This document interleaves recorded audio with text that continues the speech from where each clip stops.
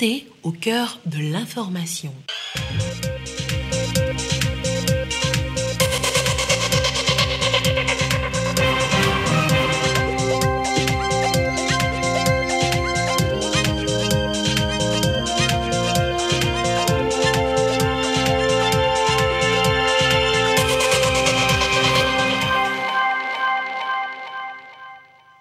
Sur la télévision togolaise. Madame, Monsieur, bonsoir. Et voici les titres de cette édition.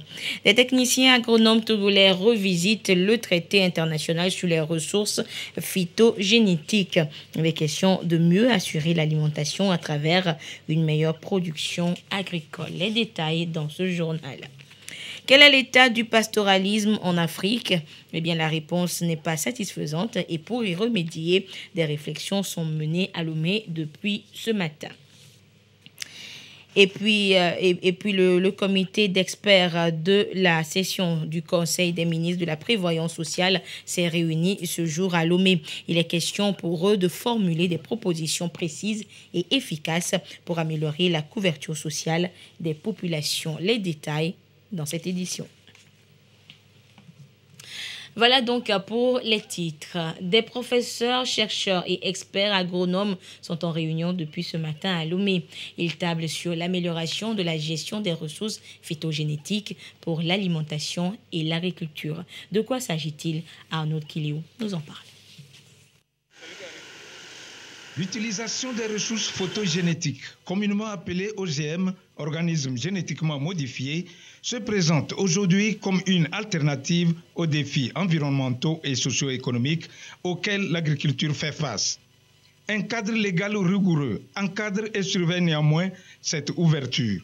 L'organe directeur du traité international sur les ressources phytogénétiques oblige les États à régulièrement actualiser les textes en la matière. C'est un instrument qui est basé sur la coopération entre les États membres. Le but, c'est de faciliter l'échange des ressources phytogénétiques pour l'alimentation et l'agriculture entre tous les pays membres, d'assurer qu'on peut tous continuer à bénéficier de ces ressources phytogénétiques qui nous nourrissent tous. Et justement, l'Institut togolais de recherche agronomique ITRA et les acteurs nationaux réfléchissent sur les modalités de mise à jour du cadre institutionnel pour mieux exploiter les ressources phytogénétiques. Le Togo a des variétés, mais le Togo peut aussi solliciter des variétés sur d'autres chercheurs ou bien d'autres stations. Donc, comment faire pour que nous puissions avoir un instrument qui nous permette de bénéficier de ces variétés sur d'autres lorsqu'on se trouve dans une situation de dépendance. Ratifié le 4 novembre 2002 par le Togo, le traité international sur les ressources photogénétiques pour l'agriculture et l'alimentation permet au pays de bénéficier des avantages d'accès, de transfert de technologies et de renforcement des capacités. L'utilisation des ressources phytogénétiques et aussi le traité a des provisions sur les droits des agriculteurs et sur la conservation et l'utilisation des ressources phytogénétiques pour la sécurité alimentaire. Alors c'est un traité très important pour tous les pays, mais en spécial pour les pays en développement, parce que les ressources phytogénétiques sont primordiales pour le développement de l'agriculture et la sécurité alimentaire dans ces pays. Ancré dans cette dynamique, l'ITRA, depuis 2002, a expérimenté dans la région des savanes de nouvelles variétés de sorgho à cycle court qui résistent mieux à la sécheresse. L'ITRA a développé une variété à cycle court que nous avons appelée Sorvato, qui est très appréciée dans l'alimentation, que ce soit le côté de la préparation de la bière locale ou bien l'utilisation de cette variété de sorgho à inclure dans la farine de pain pour le substituer un peu le blé. Comment est-ce que nous devons procéder pour protéger cette variété et que si quelqu'un en a besoin de l'extérieur du Togo, puisse l'avoir facilement? C'est dans cet objectif-là que nous nous retrouvons aujourd'hui pour que nous puissions définir les tests qui nous permettent de partager. Les mises à jour périodiques du cadre institutionnel de l'utilisation des ressources photogénétiques permettront à l'ITRA d'élargir son expérience vers d'autres céréales afin de diversifier les cultures et booster la production agricole. Après l'agriculture, l'élevage et les systèmes d'élevage mobile, encore appelés pastoralisme, restent déficitaires et c'est ce que disent des experts en élevage de l'Afrique de l'Ouest et du Sahel réunis à Lomé. Et ceux-ci déplorent les multiples difficultés éprouvées par les animaux dans leur mobilité. Et la rencontre de Lomé, justement, va permettre de mettre en place un observatoire, désormais arme de guerre contre ces difficultés. Le compte rendu avec Komo Poyodé. Cette activité économique majeure en Afrique de l'Ouest et au Sahel, l'élevage mobile, encore appelé pastoralisme, est confronté à des difficultés multiples en termes de mobilité des animaux. C'est dire que la transhumance transfrontalière reste encore un défi en dépit de la réglementation de 1998. Les animaux peuvent traverser les frontières des pays où ils sont élevés d'habitude pour aller rechercher à la fois du pâturage, mais aussi des marchés. Nos chefs d'État, en 1998, se sont réunis à Abuja et ont décidé donc de réglementer cette mobilité, cette transhumance. Mais en 2003, les chefs d'État ont mis en place ce qu'on a appelé un règlement qui dit qu'est-ce qu'il faut faire pour faciliter cette mobilité-là, cette transhumance. Mais malheureusement, nos États ne le font pas. Il va donc falloir changer le fusil d'épaule si l'on tient à l'importance économique et alimentaire du système pastoral. De la réglementation, il faut passer à la mise en place d'un observatoire, objet principal de cette rencontre de Lomé. L'observatoire, c'est la production d'informations de deux ordres. Un, de type conjoncturel, qui permet de lutter contre tout ce qu'on peut considérer comme dysfonctionnement qui entrave la mobilité. Et deux, de type structurel, qui permet de comprendre le rôle que joue ce système de production dans le renforcement de la résilience des populations, c'est-à-dire en termes de création d'emplois, création de richesses, création d'amélioration de notre sécurité alimentaire et nutritionnelle. Qui dit observatoire dit des données, dit mobilisation des données, analyse des données, stockage de données, les analyses et produire des documents qui donnent des informations utiles pour des prises de décision utiles à l'endroit des décideurs à tous les niveaux. Cet observatoire, une fois adopté, fera obligation à tous les pays membres de s'engager en faveur des systèmes d'élevage mobile. Autre réunion, c'est celle des praticiens de la médecine conventionnelle et traditionnelle dans l'espace CEDEAO qui sont réunis donc à Lomé pour leur 14e congrès scientifique. Ils veulent ainsi aller à une collaboration accrue entre les deux médecines et les curricula de formation vont être harmonisés afin de rendre ces deux médecines donc plus complémentaires. Clarisse Aticlé pour des précisions. L'Organisation ouest-africaine de la santé veut instaurer une franche collaboration entre la médecine traditionnelle et conventionnelle. Le 14e congrès scientifique qui s'ouvre à Lomé s'y attelle. Et c'est tout à l'avantage des praticiens de la médecine traditionnelle qui, aux yeux de certains, souffrent toujours de crédibilité. Un congrès qui rassemble les praticiens de la médecine traditionnelle et les praticiens de la médecine conventionnelle, ça veut dire que c'est évident qu'on va parler de la science. Donc c'est pour rassurer les consommateurs que ce que nous leur offrons a un œil scientifique. Donc ça rassure les consommateurs, ça nous rassure nous-mêmes qui sommes praticiens, que nous faisons quelque chose qui est bon. Depuis plus de 20 ans, l'Organisation ouest-africaine de la santé met tout en œuvre pour l'intégration de la médecine traditionnelle dans le système des soins de santé. Les deux médecines, il y a des limites. Chacun doit reconnaître sans limite. Là où je n'arrive pas, je réfère à l'autre. Déjà, quand vous prenez la médecine conventionnelle, elle est bien structurée, il y a une formation. La médecine traditionnelle, c'est pas à pas. Si la médecine conventionnelle dispose d'un système de formation bien structuré, cela n'est pas toujours le cas pour la médecine traditionnelle dans tous les pays de l'espace CEDEAO. Il faut alors définir un programme de formation harmonisé pour les deux médecines. La médecine traditionnelle est à côté du peuple. Et ça, c'est la première étape. Et aujourd'hui, on a trouvé que si les gens ne sont pas bien formés, et on ne peut pas trouver une qualité de service. Et aussi, ça doit jouer dans le système, dans tous les soins qu'on va donner aux populations de la CEDEAO. On est là pour la révision ou finalisation du curriculum qu'on a déjà commencé. Parce qu'on voulait mettre la formation là, au niveau du système LMD, licence, master, jusqu'au doctorat. La médecine traditionnelle et conventionnelle doivent adopter l'approche scientifique. Une formation de qualité et la recherche sont donc la clé pour l'efficacité de ces deux médecines. Je voulais annoncer également en titre la 33e session ordinaire du Conseil des ministres de la Prévoyance sociale du CIPRES s'annonce pour dans bientôt quelques jours à Lomé. Mais bien avant, le comité d'experts s'est réuni ce matin. Sa mission, formuler des propositions précises et efficaces pour améliorer la couverture sociale des populations, une couverture sociale jugée faible au sein des États membres du CIPRES. Marie-Ange Bida nous en dit plus. Du chemin reste encore à faire pour une couverture sociale élargie à tous en Afrique. Aujourd'hui, seuls 10 à 20% des travailleurs et leurs familles en bénéficient. C'est ce que révèlent les statistiques du Bureau international du travail.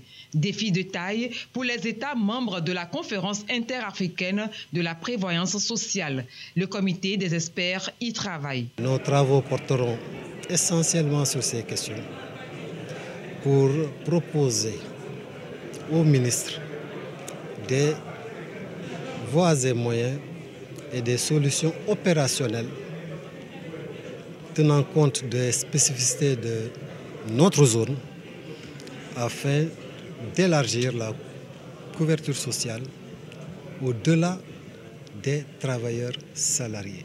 Les besoins des populations s'accentuent au fil des années.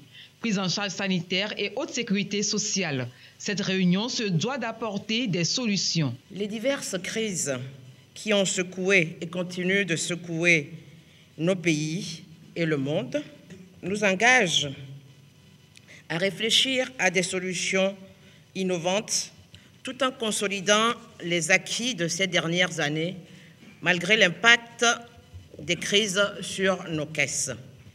Je vous souhaite donc à toutes et à tous des échanges de qualité et des conclusions idoines pour l'intérêt de nos populations. La réunion du comité d'experts du CIPRES balise la voie à la 33e session ordinaire du Conseil des ministres de la Prévoyance sociale. Elle est prévue pour le 15 décembre prochain à Lomé. Quelle est l'évolution de ce que l'on nomme la transposition des directives dans les États de l'UEMOA? Eh bien, le sujet réunit depuis hier à Lomé des parlementaires des 8 États. Le compte rendu avec Chazanam Baga. Pour consolider l'intégration économique et monétaire au sein de l'espace UEMOA, des réformes, des politiques ainsi que des projets-programmes sont régulièrement élaborés. Ces directives qui participent à la fiabilité des données, leur comparabilité dans le calcul des critères de convergence économique sont transposées dans certains États membres, comme le Togo, considérés comme bons élèves. D'autres États membres, par contre, peinent à faire l'exercice. Ces assises de l'inter-sous-comité Affaires générales, institutionnelles et politiques sectorielles du comité interparlementaire CIP de l'UEMOA veulent faire le point sur les textes et directives en souffrance de transposition au titre de l'année 2022. Si je prends par exemple de l'harmonisation du baccalauréat, ce n'est pas encore transposé dans certains pays. Si je prends également l'harmonisation des frais de scolarité, dans certains pays, ça peine à être transposé. Il y a encore également d'autres tests qui ne sont pas encore transposés. Nous sommes réunis pour faire une situation sur les tests non transposés dans l'espace communautaire, voir le plan d'action de comment on va arriver à transposer ces tests et surtout faire des recommandations aux États qui n'ont pas encore transposer le test. Les travaux de 3 jours vont porter sur la présentation des rapports pays sur l'évolution de la situation des transpositions et l'examen du plan de travail de chaque État membre pour l'année 2023 en matière de suivi du processus de transposition. Également au menu des échanges, la validation de la fiche de performance relative au bilan des résultats du CIP et de la note de contribution du CIP ainsi que le rapport annuel 2022 sur le fonctionnement et l'évolution de l'Union. La vice-présidente du CIP Togo a exhorté les membres de l'inter-sous-comité à mener des plaidoyers intenses afin de faciliter la transposition effective des tests et directives dans leurs pays respectifs. Et au même moment, les gestionnaires des ressources humaines du ministère de la Culture et du Tourisme sont en formation à Lomé. Ils revisitent le statut de la fonction publique afin d'assurer efficacement leur mission au sein du département. Isaka Aruna. 4 jours pour mieux découvrir et se familiariser avec les tests et le fonctionnement de l'administration publique. Au cœur du management des compétences et ressources humaines de leur département, des hommes et femmes qui revisitent ici les b.a.-ba de leur métier. Ils vont acquérir par la même occasion de nouvelles connaissances nécessaires à l'accomplissement de leurs services et prestations. Le premier module concerne un aperçu général sur le statut général de la fonction publique. Deuxième module va porter sur l'éthique, la déontologie de la fonction publique. Troisième module va porter sur les procédures disciplinaires. Et le dernier module concerne le règlement des conflits dans l'administration publique. À travers cette formation, le ministère de la Culture et du Tourisme place ainsi la gestion des ressources humaines au premier plan de la réussite des différents programmes inscrits dans la feuille de route gouvernementale 2020-2025. Pour véritablement mettre en œuvre les différentes stratégies et les programmes de cette feuille de route-là, il faut des femmes et des hommes qualifiés, capables de mener à bon escient ces projets et ces programmes-là. Donc c'est l'occasion pour nous de rappeler aux gestionnaires des ressources humaines du ministère de savoir manager, de savoir gérer les différentes compétences qui sont à la disposition du ministère de la Culture et du Tourisme. Cela nous permettra d'optimiser nos prestations, d'aller à plus de satisfaction au niveau des usagers de notre ministère. La gestion des services publics aujourd'hui en 2022 n'est pas la même que ce qui se faisait il y a 15 ou 20 ans. Il suffira juste de leur apporter certaines nouveautés par rapport à l'évolution même de la gestion des services publics aujourd'hui. Dans un contexte marqué par l'évolution rapide de la technologie et de l'information, ces rencontres sont une aubaine pour les travailleurs de se mettre à niveau. Une alternative pour assumer efficacement ses missions et responsabilités au service d'une administration plus dynamique. Qui doit-on qualifier d'experts et de consultants évaluateurs? Eh bien, un colloque a réuni justement les professionnels en expertise et consultation pour mieux assainir le milieu. Le compte rendu avec Sandra Agboutier et Esther Lacute. Évaluer les projets, programmes pour favoriser l'atteinte des ODD, opportunités et outils, thème choisi pour le colloque du GGI Expertise pour débattre et échanger des idées et partager des expériences autour du métier de consultant.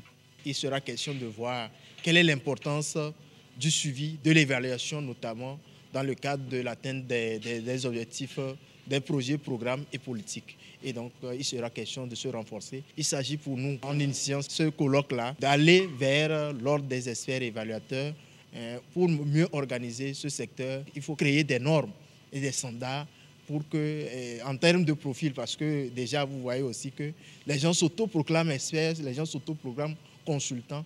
Et donc, à travers l'ordre des experts évaluateurs, vous allez voir que désormais, ce domaine sera bien coordonné. Des tables rondes et différents panels sont au rendez-vous de la rencontre. Ils permettront de mieux outiller tous les participants au métier de consultant en évaluation. Ce colloque va permettre à nous, les participants, d'outiller les consultants et évaluateurs en projet, de mieux exercer leur métier, de mieux organiser leur cabinet et être plus compétitifs et compétents sur le plan d'évaluation.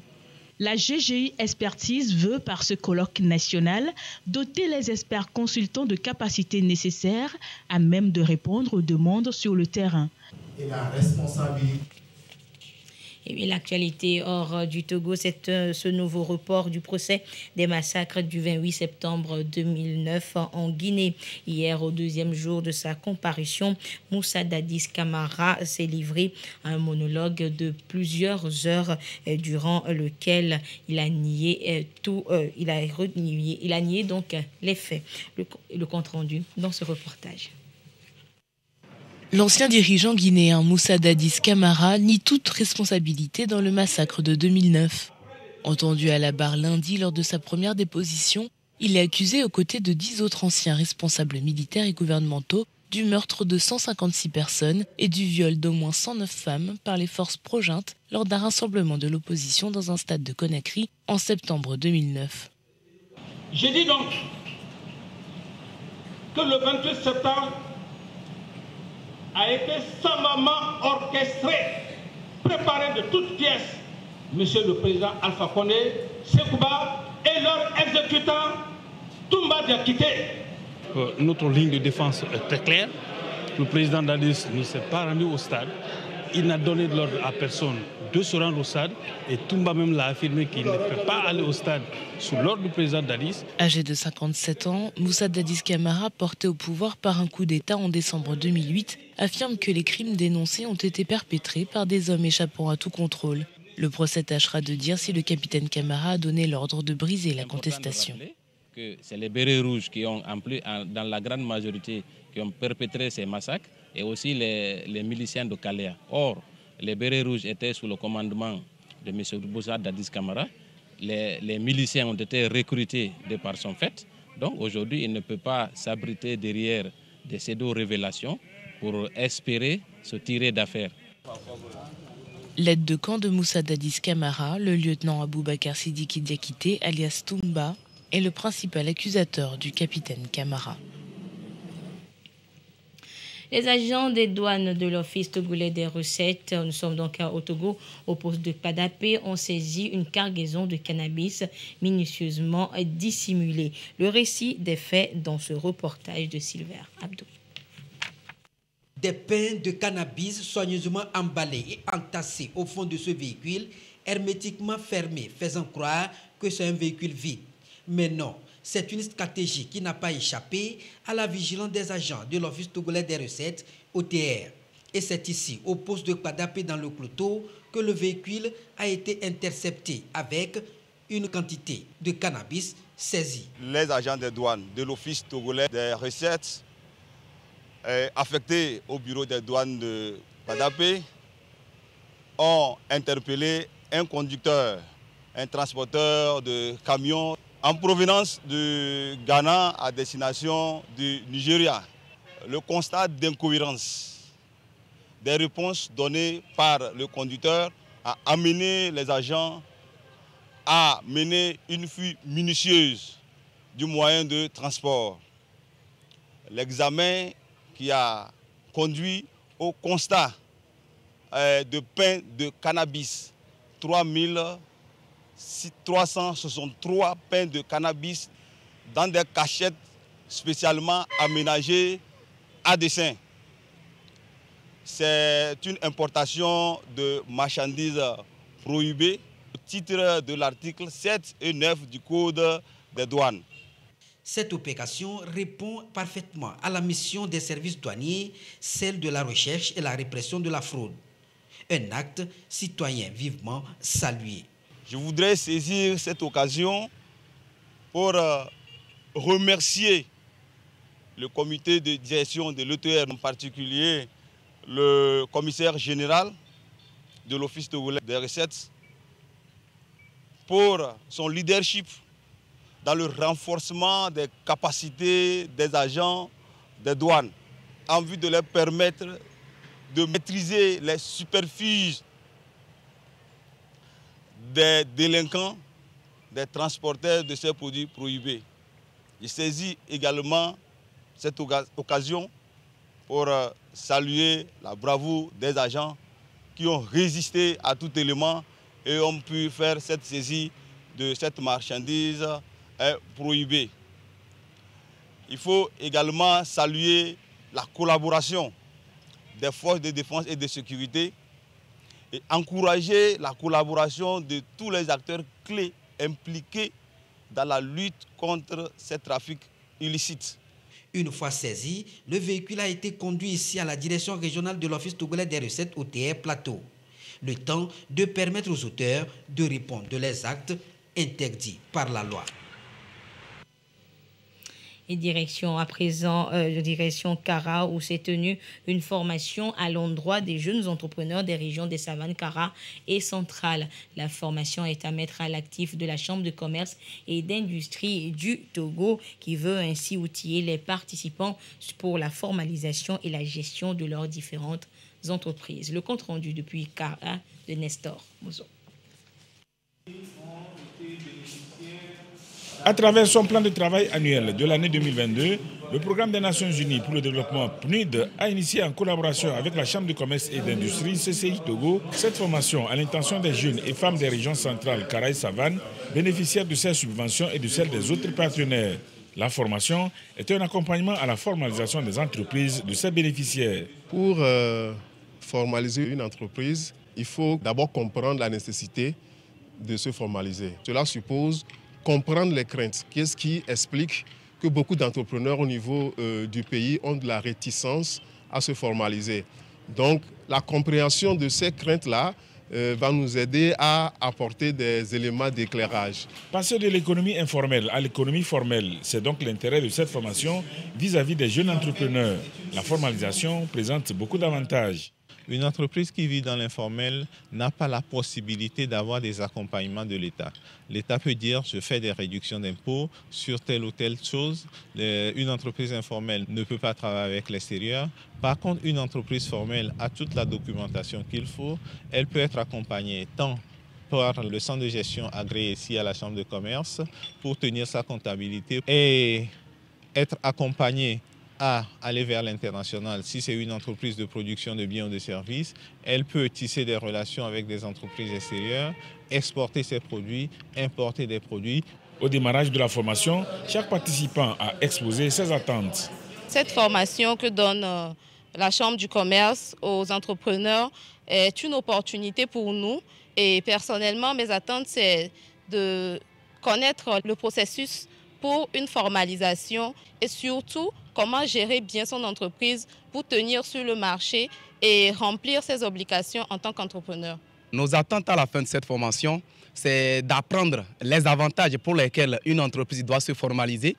Comment est-ce qu'une entreprise peut faire pour durer dans le temps. C'est une occasion de faire le réseautage. Les participants ont été conviés à partager leur expérience et à être des ambassadeurs auprès des autres entrepreneurs débutants des connaissances acquises au cours de cette formation. La même formation se fera à Lomé dans les prochains jours pour le compte des acteurs des régions Plateau, Maritime et du Grand Lomé. Entrepreneuriat toujours avec cette conférence de coaching à l'endroit des jeunes, des entrepreneurs et des travailleurs togolais. Une occasion de partage d'expériences pour permettre justement à ces entrepreneurs et travailleurs d'être plus innovants dans leurs entreprises et permettre justement à leurs entreprises d'être plus compétitives. Les précisions dans ce reportage de Marie-Thérèse Nabédé avec la voix de Sandra Aziabé. C'est une conférence de coaching et conseil en entrepreneuriat. Chaque participant suit avec attention Obi Chamsi, femme leader et première responsable du groupe SDK. Au centre des échanges, comment monter dans sa zone de puissance. La conférencière touche du doigt les blocages qui ralentissent l'élan d'un entrepreneur et les moyens d'y remédier. Les problèmes que les entrepreneurs racontent, c'est énorme. Former quelqu'un en entrepreneuriat sans certaines notions divines, ça fait que les gens pataugent, les gens tournent en rond. Former les gens sans leur faire comprendre un peu ce qu'on appelle la mission de vie, former les gens juste comme ça par rapport à l'entrepreneuriat est aujourd'hui la cause de beaucoup de fermetures de boutiques ou de sociétés. Ça va de soi que je mette l'accent sur ces notions divines. Convaincus par les conseils de leur coach, les jeunes participants se fixent déjà de nouveaux objectifs. Suite à la formation, j'ai appris beaucoup de choses aujourd'hui, que nous devons avoir une vision, nous devons l'écrire et mettre tout dans les mains de Dieu afin de pouvoir réussir. Ce que j'ai retenu exactement, c'est tout d'abord, il faut avoir la vision. Et la vision, ça marche avec la foi. Le groupe SDK offre divers services à tout entrepreneur, aux employeurs et employés de sociétés, à savoir coaching, formation, mentorat et représentation commerciale. Ce communiqué pour poursuivre cette édition, un communiqué du ministre en charge des droits de l'homme, de la formation à la citoyenneté, des relations avec les institutions de la République. Il nous a été donné de constater que l'exécution de l'hymne national ainsi que l'observation du protocole entourant la cérémonie de la montée des couleurs ne sont pas faites dans les règles de l'art. Cette pratique peu orthodoxe et non patriotique, souvent observée au cours de certains regroupements ou événements à caractère culturel, est contraire aux normes en vigueur en la matière. Des emblèmes nationaux, à savoir l'hymne national, le drapeau, la devise nationale, les armoiries et le sceau de l'État, sont des tests et symboles qui représentent le Togo et traduisent ses aspirations profondes. Ces symboles et textes font l'objet d'une consécration par la Constitution togolaise en ses articles 2 et 3. Le ministre chargé de la formation à la citoyenneté rappelle au public et aux différents organisateurs de regroupements et d'événements que les emblèmes nationaux font l'objet d'une protection par les lois en vigueur. Les outrages à leur endroit sont punis par les articles 490, 491 et 492 du nouveau Code pénal togolais. Le cérémonial entourant leur exécution ainsi que leur utilisation est encadré par la loi. La montée des couleurs, l'exécution de l'hymne et de la devise nationale doivent se faire dans l'ordre et la discipline, en position debout, les bras le long du corps et la tête haute. Une telle posture rappelle le respect et la dévotion que nous vouons à notre patrie, à ses martyrs et à notre indépendance. Tout contrevenant à ces dispositions s'expose à la rigueur de la loi. Le ministre des Droits de l'Homme, de la Formation à la citoyenneté et des relations avec les institutions de la République vous exhorte au respect scrupuleux des dites dispositions. C'est un communiqué donc du docteur Christian Trimois, ministre en charge de la formation à la citoyenneté. Et le 10 décembre de chaque année est justement célébrée à travers le monde la Journée internationale des droits de l'homme. Au Togo, plusieurs activités ont été menées et ont été organisées, dont la Nuit des droits de l'homme qui s'est déroulée le week-end dernier. Une initiative qui récompense les acteurs qui se sont impliqués et illustrés dans la promotion des droits humains au Togo durant une année. Les précisions avec Clarisse Attiquet. La Nuit des droits de l'homme, coordinatoire pour mettre en exergue les acteurs étatiques comme non étatiques dont le travail contribue à renforcer les droits de l'homme au Togo. 10 lauréats ont été retenus et récompensés à cet effet. Raïl Mijiawa en fait partie comme femme défenseur des droits de l'homme à travers le digital et les réseaux sociaux. Sur le terrain, j'ai eu à faire des formations, des sensibilisations sur des thématiques de droits et devoirs, de citoyenneté également, mais aussi des formations en termes de santé sexuelle et reproductive des adolescents et des jeunes. Maintenant, en termes de campagne digitale, j'ai mené des actions pour la lutte contre le revenge porn et également sur la nécessité de l'établissement des actes de naissance pour les enfants. La Nuit des droits de l'homme est à sa 7e édition au Togo.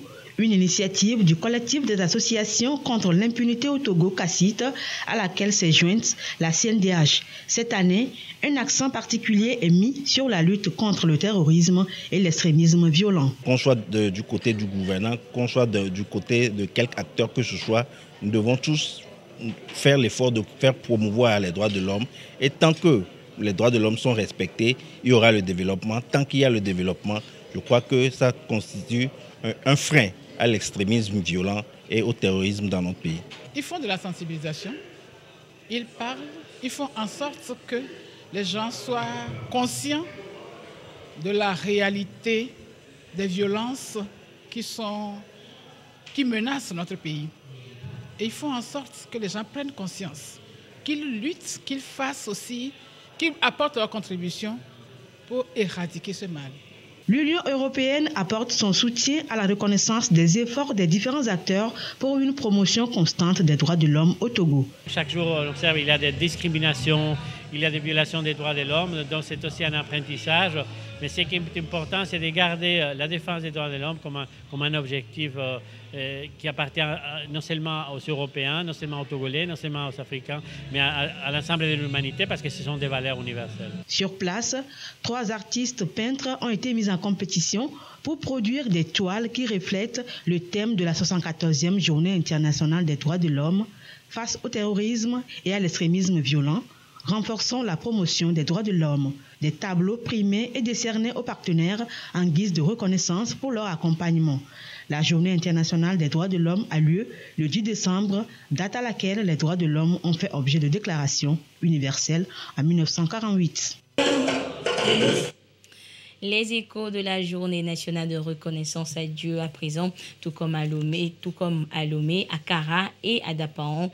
On a prié donc pour la paix et la sécurité au Togo. Le compte rendu avec Nestor Mozo et Gérard Lagoudou.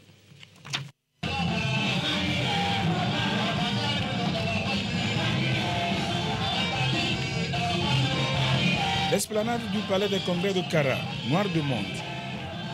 Les fidèles des églises du corps du Christ magnifient l'Éternel en présence des autorités de la région. Cette manifestation est baptisée Journée nationale de reconnaissance à Dieu. Gloire est rendue au Tout-Puissant pour sa bénédiction sur le peuple togolais.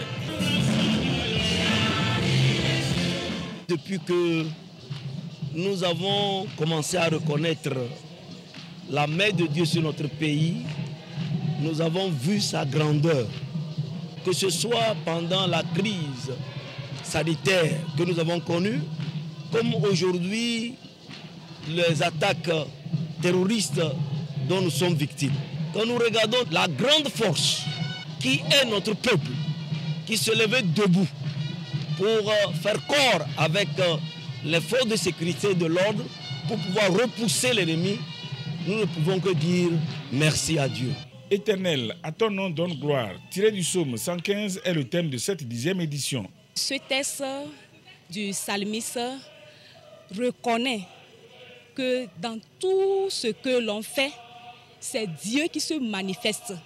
Quelle que soit sa force, sa sagesse, il ne peut pas réussir sans l'assistance de Dieu. Le souhait pour les églises du corps du Christ, c'est que Dieu bénisse davantage le Togo en 2023.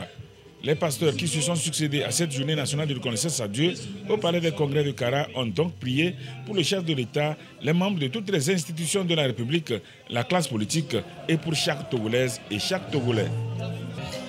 Le corps du Christ au Togo, section Savane, exprime sa reconnaissance à Dieu à travers louanges et adorations pour ses bienfaits en faveur du peuple togolais et de ses dirigeants.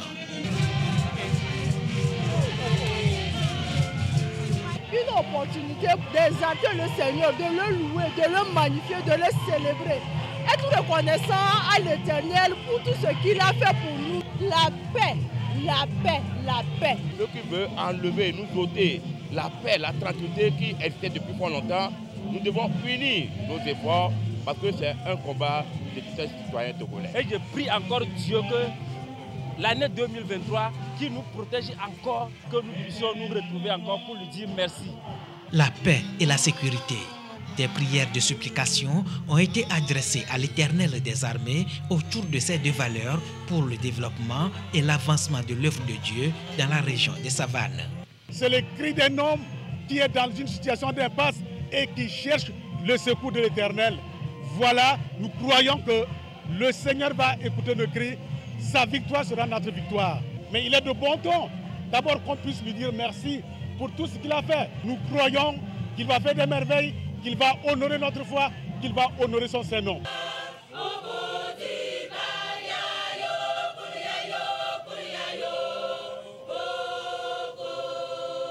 Les autorités locales ont exprimé la gratitude du gouvernement au corps du Christ au Togo pour l'instauration de cette journée et appelé les fidèles chrétiens à être des artisans de paix, fils de Dieu dans leurs localités respectives. Et voilà, ainsi se referme cette édition. Merci de votre fidélité à la télévision togolaise. Excellente suite de nos programmes. Au revoir. Afrique.